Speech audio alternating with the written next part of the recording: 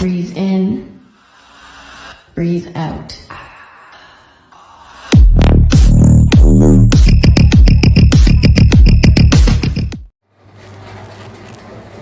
Hello दोस्तों, welcome to the new mass physics. तो आज हम स्टार्ट करेंगे different combination of dielectrics which is a part of chapter number 2 and lecture number 15।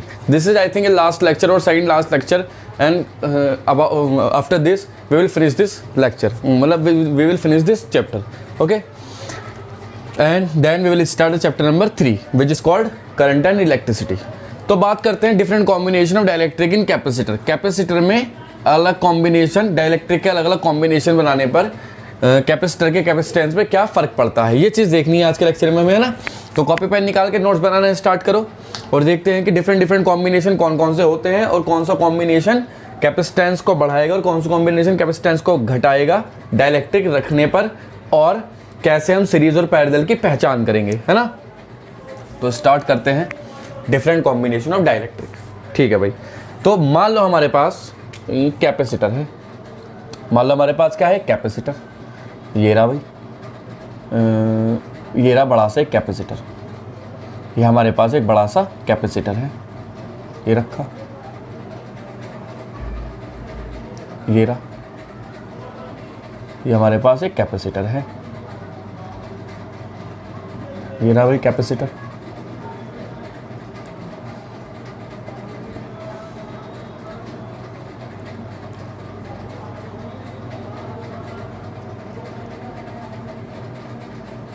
ये रहा। अब इसमें डाइलेक्ट्रिक रखने पर इसकी कैपेसिटेंस के टाइम्स इंक्रीज हो जाएगी, वी नो दैट। हमने क्या काम करा, 2-3 डाइलेक्ट्रिक की स्लैब रख दी, और रखी कैसे, इस तरह से। एक डाइलेक्ट्रिक की स्लैब रखी, ये रही एक डाइलेक्ट्रिक की स्लैब, ये रखी, ये रख दी भाई, एक डाइलेक्ट्रिक की स्लैब रख दी। इसका कांस्टेंट कितना है, K1। डाइलेक्ट्रिक कांस्टेंट इसका कितना हुआ, K1। चलो कोई नहीं, अच्छी बात है। एक डाइलेक्ट्रिक की स्लैब ये रख दी, एक डाइलेक्ट्रिक स्लैब ये रख दी, इस तरह से,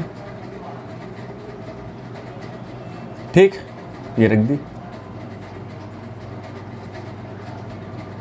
ठीक। इसका कांस्टेंट कितना है, K2।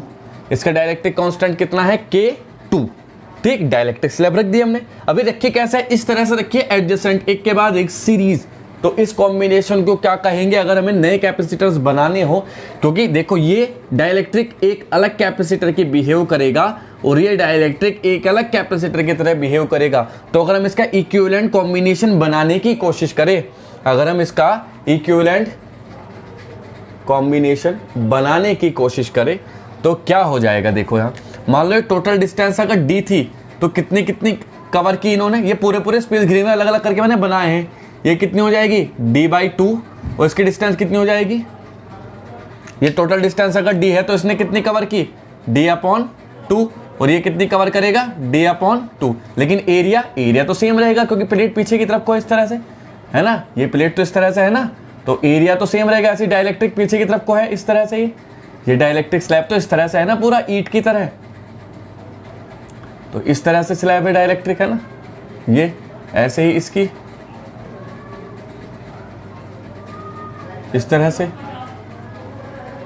इस तरह से, ऐसे ये इस तरह से, तो ऐसे रखी है। तो एरिया तो देखो ये रहेगा, क्रॉस सेक्शन एरिया तो ये है इसका, डाइलेक्ट्रिक का क्रॉस सेक्शन एरिया कौन सा है, ये वाला।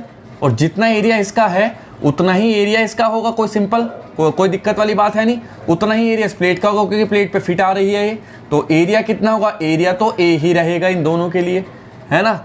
और डिस्टेंस हाफ हाफ हो जाएगी। तो अगर हम इसका इक्विवेलेंट सर्किट बनाने की कोशिश करें तो वो सर्किट को जिस तरह माना जाएगा, एक कैपेसिटर ये बनाया, एक कैपेसिटर ये, और एक कैपेसिटर ये बनाया। अब इसका कांस्टेंट कितना है, K1, और डिस्टेंस कितनी हो जाएगी, d/2, और कैपेसिटेंस कितना है, C1। ऐसे इसका constant K2, capacitance C2, distance कितना हो जाएगी, d/2। और ये कौन सा कॉम्बिनेशन माना जाएगा, सीरीज कॉम्बिनेशन। कौन सा कॉम्बिनेशन हुआ ये, सीरीज कॉम्बिनेशन। और अगर ये सीरीज कॉम्बिनेशन है तो इक्विवेलेंट कैपेसिटेंस कैसे कैलकुलेट करेंगे इसकी सीरीज कॉम्बिनेशन के लिए, C equivalent is equal to C1 plus C2। C equivalent क्या होता है, C1 प्लस C2। C की वैल्यू क्या होगी, K1 एप्सिलॉन नॉट A/D/2, यही होगा सीरीज कॉम्बिनेशन के लिए, प्लस सीरीज के लिए उल्टा होता है ना, सीरीज के लिए क्या होगा, सीरीज के लिए रेजिस्टेंस में, तो सीरीज के लिए 1/c इक्विवेलेंट इक्वल टू क्या हो जाएगा 1/c1 प्लस 1/c2। ये सीरीज कॉम्बिनेशन है, सीरीज कॉम्बिनेशन ऑफ कैपेसिटर। तो 1/c इक्विवेलेंट निकाले अगर हम तो क्या हो जाएगा 1/c1। c1 क्या होगा k1 epsilon naught a upon d/2 plus ऐसे 1/k2 epsilon naught a upon d/2। अब ये सॉल्व कैसे करना है, देखो यहाँ ये सॉल्व इस तरह से करना है। कभी भी ये मत सोचना कि बाहर की बाहर और अंदर के अंदर एप्सिलॉन नॉट a के साथ d ले आओ, ये कभी नहीं हो सकता है ना, फॉर्मूला ही रॉन्ग हो जाएगा। फॉर्मूला क्या है पैरेलल प्लेट कैपेसिटर का, epsilon naught a upon d, और तुम d इसके साथ ले आओगे तो गलत हो जाएगा ना फॉर्मूला। तो ध्यान रखना जब सॉल्व करो तो सबसे पहले इस 1 को गायब कर दो, समझ लो 1 है ही नहीं तुम्हारे पास। तो इसे कैसे सॉल्व करते हैं हम, इसे सॉल्व करने का सिंपल तरीका था, ये 2 जाता यहाँ और ये d जाएगा कहाँ सबसे ऊपर, ये 2 जाएगा यहाँ और ये d जाएगा कहाँ सबसे ऊपर। तो 1/c इक्विवेलेंट हो जाएगा हमारे पास, क्या हो जाएगा d/2 k1 epsilon naught a, ठीक है। तो 2 प्लस ऐसे ही ये हो जाएगा यहाँ, ये क्या हो जाएगा देखो सबसे नीचे का सबसे ऊपर d/2 k2 epsilon naught a, ठीक। अब यहाँ से कॉमन क्या ले सकते हैं हम, देखो 1/c equivalent is equal to क्या कॉमन आ सकता है, d कॉमन आ जाएगा, 2 एप्सिलॉन नॉट a कॉमन आ जाएगा, k1 प्लस 1/k2। तो ये हमने कॉमन लेकर के ये कर दिया। अब क्या होगा, अभी सब सॉल्व करो थोड़ा और, तो 1/c equivalent will be equal to 1/2 epsilon naught a, ये d है, ब्रैकेट एलसीएम लेंगे तो k1 plus k2 upon k1 k2। अब इसे पलटना पड़ेगा, पलटेंगे तो c इक्विवेलेंट आ जाएगा हमारे पास k1 k2 upon k1 plus k2 bracket into 2 epsilon naught a upon d।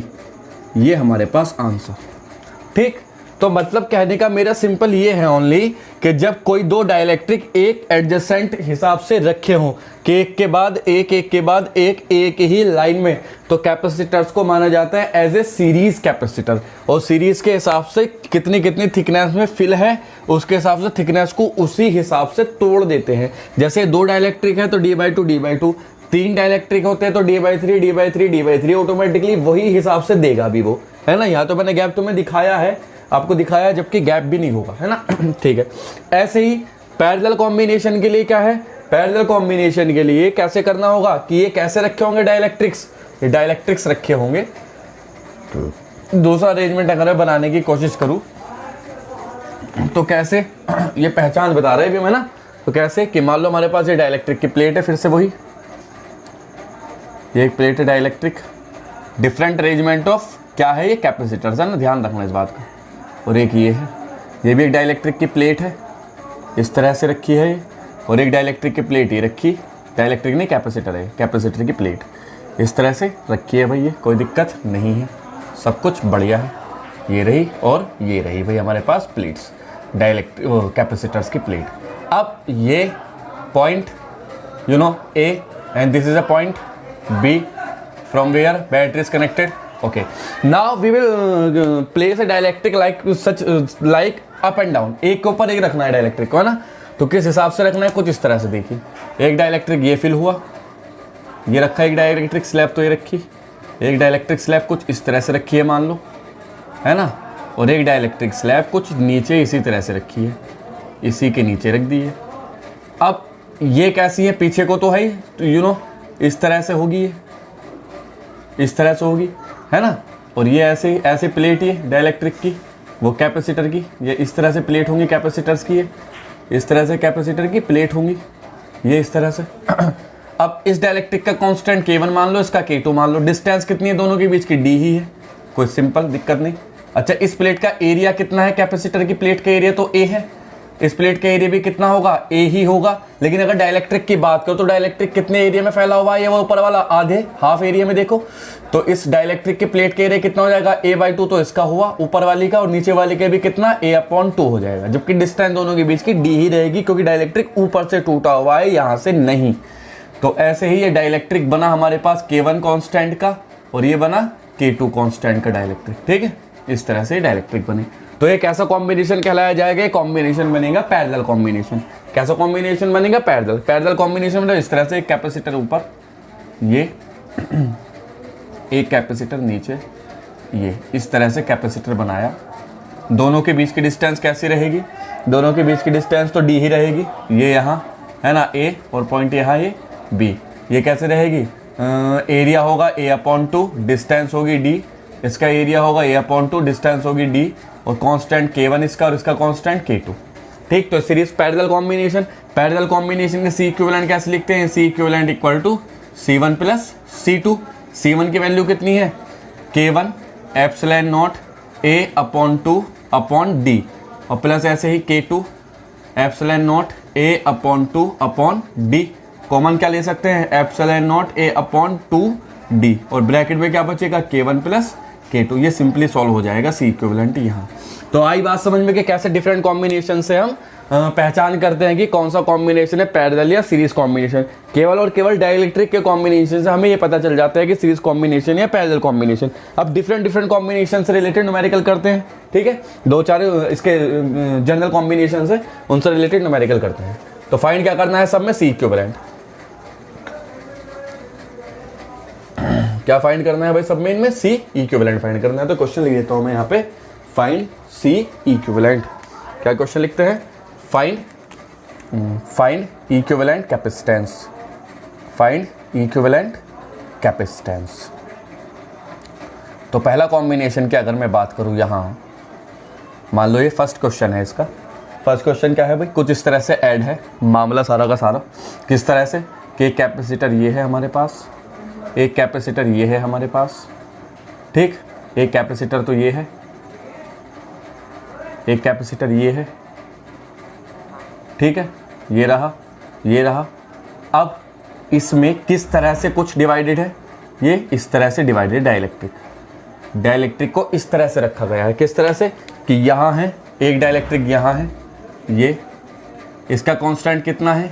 K1 मान लो, इसका कांस्टेंट कितना है? K1 मान लो। एक डाइलेक्ट्रिक ये है,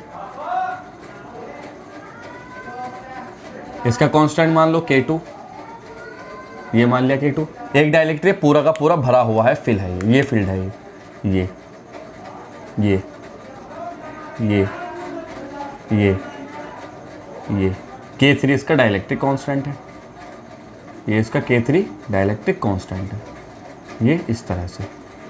ये रहा भैया ना।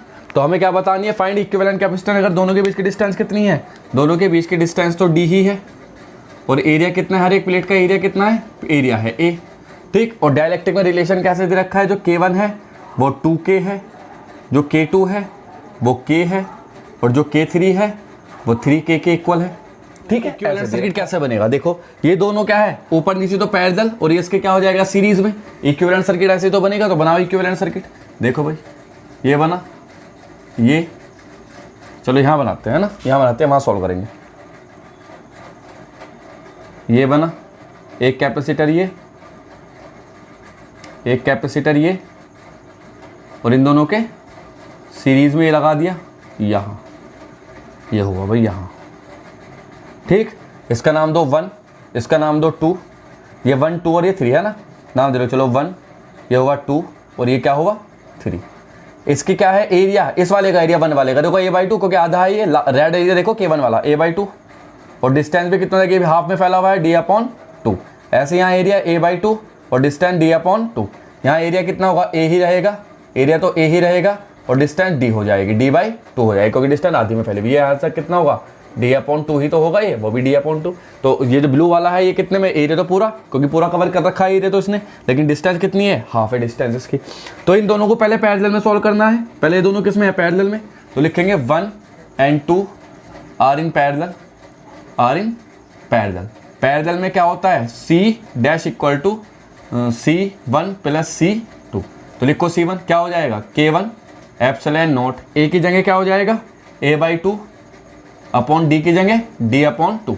ऐसे ही C2 को लिखो K2 epsilon naught A/2 upon D/2। 2 से 2, 2 से 2। K1 की वैल्यू कितनी है? K1 की वैल्यू 2K, तो 2K epsilon naught A upon D plus K2 की वैल्यू कितनी है? K epsilon naught A upon D। तो कितना हो जाएगा? 3K epsilon naught A upon D। ये आया C डैश। अब हमें सी इक्विवेलेंट निकालना है। देखो ये सी डैश इन दोनों का आया है, तो नया सर्किट कुछ ऐसा बनेगा, एक ये और अब के एक ये दोनों सीरीज होगा, ये सी डैश और ये C1 तो चल ही रहा, ये दोनों किस में सीरीज में। सीरीज के लिए 1/C इक्विवेलेंट इक्वल टू क्या हो जाएगा, 1/C dash plus 1/C1, 1/C dash.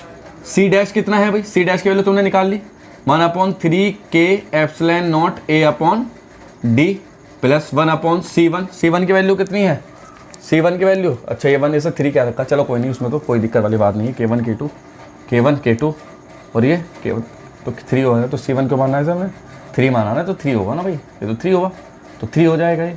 तो C3 की वैल्यू क्या होगी, K3 की वैल्यू 3 के दे रखी है, 3K एप्सिलॉन नॉट A तो A ही रहेगा अपॉन D/2। अब ध्यान रखना 2 कभी ऊपर नहीं जाएगा, ये 2 इसके पास रहेगा, ये वाला 2 इसके पास रहेगा, D जाएगा हमेशा ऊपर, ठीक है, क्योंकि D कभी भी एप्सिलॉन नॉट A के साथ नहीं आएगा, ध्यान रखना। तो 1/C इक्विवेलेंट हो जाएगा यहाँ से, ये तो चल ही रहा है, D/3K epsilon naught A plus ये D जाएगा सबसे ऊपर, तो D/6K एप्सिलॉन नॉट A। तो क्या हो जाएगा, दोनों ऐड होंगे तो क्या हो जाएगा, 2D/2K epsilon not into A, क्योंकि 3 और 6 एलसीएम लेके सॉल्व कर देना, 1/2 ही आएगा। इसे पलट दो तो पलटेंगे तो सी इक्विवेलेंट क्या हो जाएगा, 2K एप्सिलॉन नॉट A/D। ये आया हमारे पास equivalent capacitance of this combination. Are you get my point, ठीक, are you got my point. चलो अब आगे बढ़ते हैं, नेक्स्ट क्वेश्चन करते हैं, और ठीक, नेक्स्ट क्वेश्चन देखो, नेक्स्ट कॉम्बिनेशन कैसे होगा वो भी देख लेते हैं। नेक्स्ट कॉम्बिनेशन में भी वही पूछा है हमसे, क्वेश्चन नंबर 3-2 है ये। क्या कहा है, कैपेसिटर की एक प्लेट ये रही, एक प्लेट ये रही, ठीक, ये यहां और ये यहां। इस बार ऊपर फिल कर दिया पूरा, ऊपर वाला फिल कर दिया, यहाँ इस हिस्से में तोड़ा, इस तरह से तोड़ा है इसे, ठीक है। तो कैसे होगा देखो, इसे मैं ब्लैक से कर दूँ अंडरलाइन है, तो देखो कैसे होगा, ये यहाँ इस तरह से भरा हुआ है, फिल किया है, ये यहाँ और ये यहाँ इस हिस्से में तोड़ा है इसे, इस ऐसे तोड़ा, तो देखो कैसे होगा ये। मान लो ये यहाँ, ये यहाँ, इसका कितना है, 2K कांस्टेंट है, मान लो इसका कांस्टेंट कितना माना हमने, डाइलेक्ट्रिक कांस्टेंट 2K, ठीक। एक यहाँ है, एक कहाँ है, यहाँ है, ये रहा, ये इस तरह से, इसका डाइलेक्ट्रिक कांस्टेंट कितना है, 3K, इसका डाइलेक्ट्रिक कांस्टेंट कितना है भाई, 3K, ये रहा, ये रहा, ये रहा, ठीक। ऐसे ही नीचे वाला जो फिल है पूरा का पूरा, वो कैसे फिल है, वो कुछ इस तरह से फिल है, ऐसे ऐसे, ये इस तरह से, ये इस तरह से, ये इस तरह से, ये K है, हमने इसको K कह दिया थोड़ी देर के लिए, है ना, ये इस तरह से फिल हुआ पूरा का पूरा, कोई दिक्कत नहीं आई थिंक, ठीक। तो ये हुआ भाई पूरा कैप। अब हमें इसका इक्विवेलेंट कैपेसिटेंस लिखना है, कैसे लिखेंगे इसका कॉम्बिनेशन सर्किट, इक्विवेलेंट सर्किट बनाओ इसका, कैसे बनेंगे, दोनों किस में हो जाएंगे, पैरेलल, इसके क्या हो जाएगा, सीरीज, ये दोनों किस में हो जाएंगे, पैरेलल, नहीं ये दोनों सीरीज और इसके किस में हो जाएगा, पैरेलल, तो दोनों सीरीज ऊपर वाला एक सीरीज, ये इन दोनों का तो सीरीज, और उसके किस में हो जाएगा, पूरे के ये हो जाएगा पूरे के पूरे में पैरेलल में, यहाँ से यहाँ, इसे नाम दो 1, इसे नाम दो 2 और इसे नाम दो 3, ऐसे इसे नाम दो 1, इसे नाम दो 2 और इसे नाम दो 3। इसका एरिया कितना हो जाएगा, एरिया हो जाएगा A/2, क्योंकि देखो पूरा तो एरिया इस पूरी प्लेट का A है और ये हाफ रह जाएगा, तो कितना बचेगा, A/2।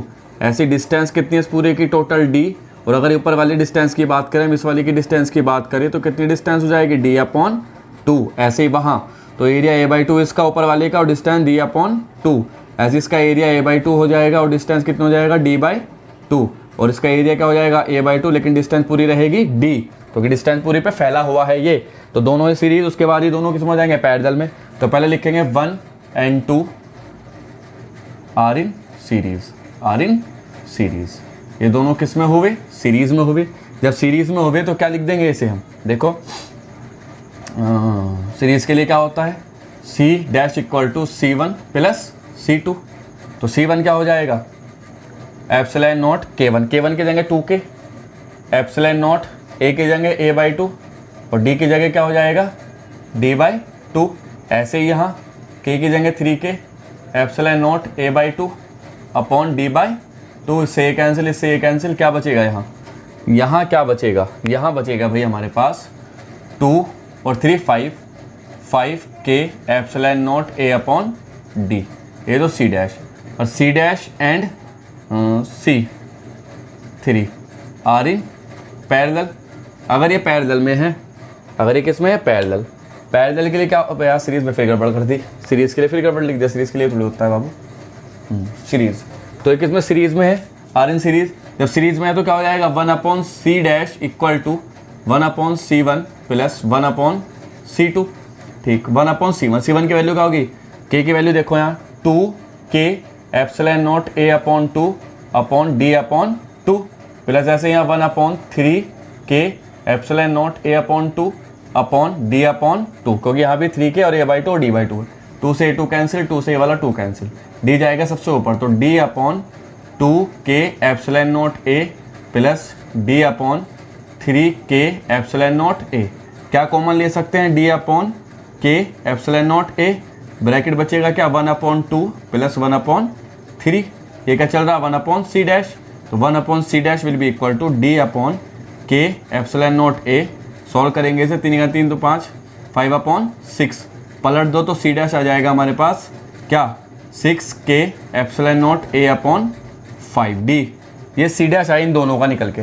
अब नया सर्किट क्या बनेगा, ये दोनों का एक C डैश, उसके बाद ये अगला वाला किसमें पैरेलल में, ये किससे हो जाएगा C1, ये किसमें हो जाएगा वो C3 किसमें हो जाएगा ये पैरेलल में। तो C इक्विवेलेंट क्या निकल सकता है यहाँ से C dash plus C3। C dash कितना है 6K epsilon naught A upon 5D plus C3 कितना हो जाएगा, देखो ये K की वैल्यू तो K ही है, K एप्सिलॉन नॉट A की जगह A/2 इंटू D। तो सॉल्व करो क्या आ जाएगा, देखो ये यहाँ से आ जाएगा C इक्विवेलेंट इक्वल टू कितना, कॉमन लो पहले, तो यहाँ से क्या कॉमन लेंगे K epsilon naught A upon D, तो अंदर क्या बचेगा 6 अपॉन 5 प्लस 1 अपॉन 2। तो सॉल्व करेंगे 3 दूनी 6, वो 6 2 12 और 5 12 5 17 upon 10 K epsilon naught A upon D। यह है भैया हमारे पास equivalent capacitance of a different type of dielectrics, जब डाइलेक्ट्रिक को डिफरेंट कॉम्बिनेशन में रखा था। फिर भी इस चैप्टर से रिलेटेड, इस लेक्चर से रिलेटेड कोई भी क्वेरी हो तो आप इंस्टाग्राम पे मुझे फॉलो कर सकते हो। इंस्टाग्राम आईडी का लिंक मैंने डिस्क्रिप्शन में दे दिया है। और वीडियो को जितना ज़्यादा हो सके शेयर करो, सब्सक्राइब करो और लाइक करो, अपने दोस्तों की हेल्प करो। और हमेशा घर में मास्क पहन के रखो, बिना मास्क के कभी भी बाहर नहीं निकलना, क्योंकि आपको पता ही है कि कोविड-19 चल रहा है और ये बहुत ही घातक बीमारी है। इससे जितना दूर हो सके उतना बढ़िया है। अपनी सुरक्षा अपने हाथ। चलो, थैंक यू। 10 minutes spent